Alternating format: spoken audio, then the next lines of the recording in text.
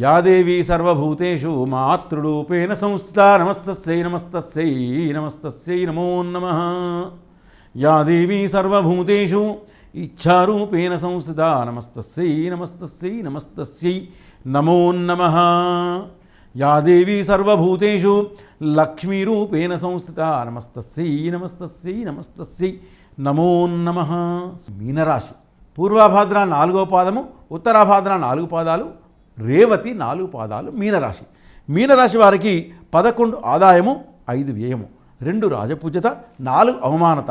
వీరి యొక్క ప్రభావంతో ఆ యొక్క క్రోధినామ సంవత్సరములో ఉన్న యొక్క ప్రభావంతో లగ్నంలో రవి, చంద్ర, బుధ, శుక్ర, రాహువులు, 12లో కుజుడు, శనివి, 2వ స్థానంలో గురువు, 7వ స్థానంలో కేతువు. అంటే మీనరాశి వారందరికీ కూడా ఈ 2/5/2024 వరకు మాత్రము గురువు 2వ స్థానంలో యోగిస్తున్నాడు కాబట్టి మంచి ఫలితాలతో ముందుకు వెళ్తారు.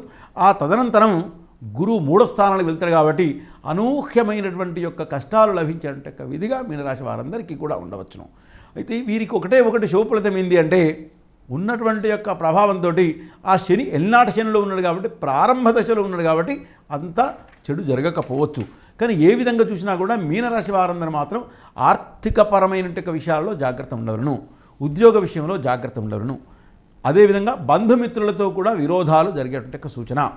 అనూహ్యమైనటువంటి యొక్క ప్రయాణాలు, ఆ ప్రయాణాలలో కొన్ని ఆటంకాలు జరిగేటువంటి విధిగా ఉండును. ఆర్థికపరమైనటువంటి యొక్క లావాదేవీల విషయంలో కూడా వీరికి చికాకులతో ముందుకు వెళ్ళేటువంటి విధిగా ఉండును. ఇకపోతే సంతాన విషయంలో కూడా కొన్ని అవరోధాలు జరిగేటువంటి సూచన మీనరాశి వారికి.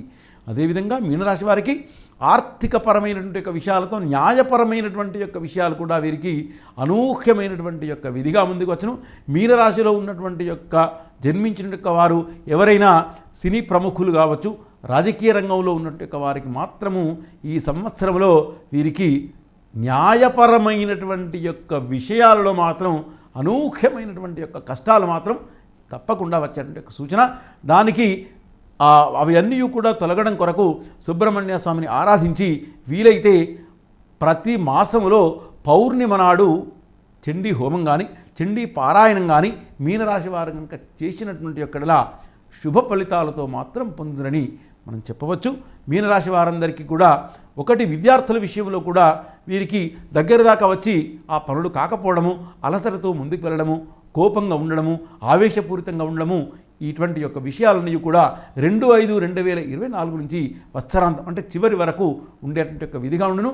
మధ్యలో మాత్రం ఆగస్టు 14 నుంచి సెప్టెంబర్ 22, ఆగస్టు 14 నుంచి సెప్టెంబర్ 22 వరకు మాత్రం అబ్రాడ్ వెళ్ళేటువంటి యొక్క విద్యార్థులకు మాత్రం ఆ యొక్క 28 రోజుల ప్రాయంలో మాత్రం కొంతవరకు శుభ ఫలితాలు పొందేటువంటిగా ఉందని యథావిధిగా మనం మీనరాశి వారందరికీ కూడా చెప్పవచ్చు.